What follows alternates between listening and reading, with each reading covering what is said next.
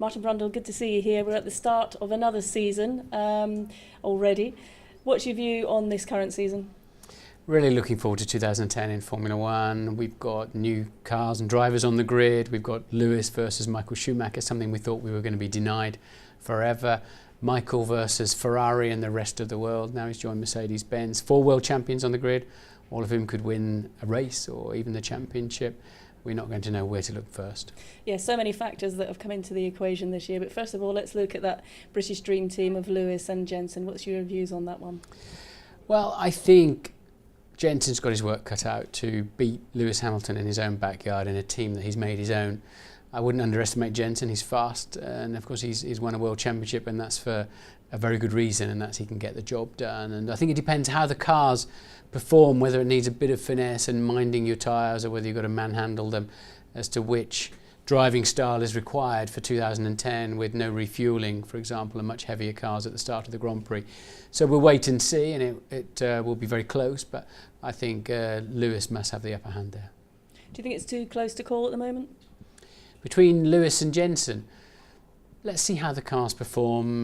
We won't really know until the end of February, when everybody's been out testing. We've seen the cars on the same track, same day. Of course, you don't really know the fuel loads, but even so, you start to get a pattern coming through. And my money would be on Lewis in that fight right now. Why do you think there's so much talk about, I mean, everyone's talking about Lewis and Jenson, but it really seems as if everyone's sort of saying they think Jenson's made a mistake by taking on this new challenge. Why do you think that is? Well, I admire Jenson for saying I wanted a fresh challenge, and I'd won the title, and I've been with this team with different names, but the same team for 7 years. So I fancy going and racing at McLaren against Lewis Hamilton. So I respect that totally. But I think many would, if you look at the multiple champions of the past, they've made a team their own. They've really dominated a team. Everything's been focused and galvanised around them. And he had that opportunity with Brawn that's now morphed into Mercedes-Benz. And he had Chauvelin, and Andrew Chauvelin, his engineer around him, and a group of people that really supported him. And you've got to start all over again. So I think most of us think that he should have stayed on that path, but we could all be wrong. He knows better what he really wants to do. Don't you think sometimes that motivation is the springboard that takes you onto another direction?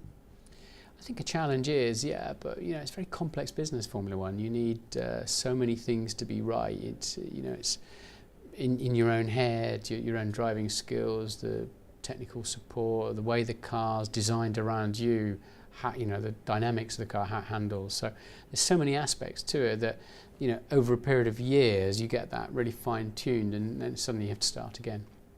Now, was it a surprise to you that Michael Schumacher is making a return? Well, yeah, I am surprised, really. I mean, he was going to jump in the Ferrari last year, he said, because just to help the team out after Massa's accident.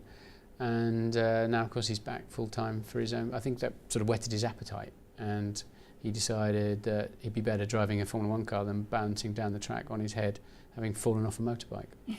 It seems true to form that he's back out there already. We know he's been testing a GP2 car. We know obviously they're not the same as a Formula One car, but it just seems as if he never really walks away from anything, does he?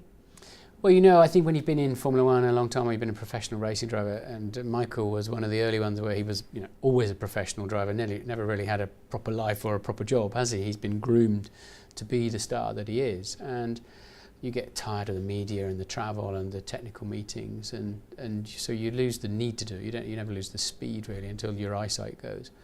And I think he's gone into life and realised that he's quickly got through his to-do list of what he wanted to do with the family or travel or whatever, had all of that time that he craved to himself, and suddenly, how do you park all of that ambition and adrenaline when you're still in your 30s? Now this year obviously we've seen some old teams go, sadly, but obviously some new teams coming into the mix. What's your view on the current crop that they're going to be on the grid?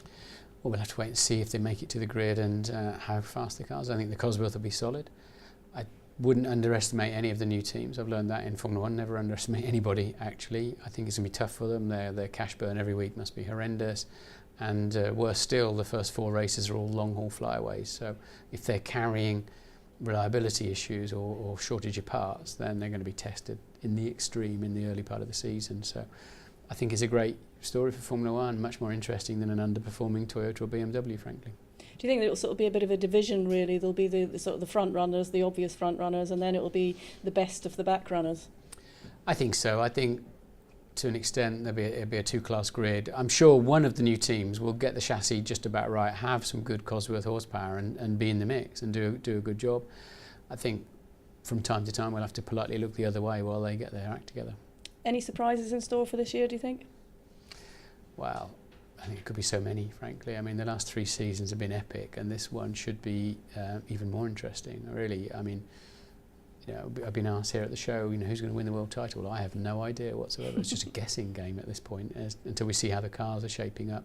The usual suspects will be up the front, I'd imagine. Okay. Are you looking forward to the year?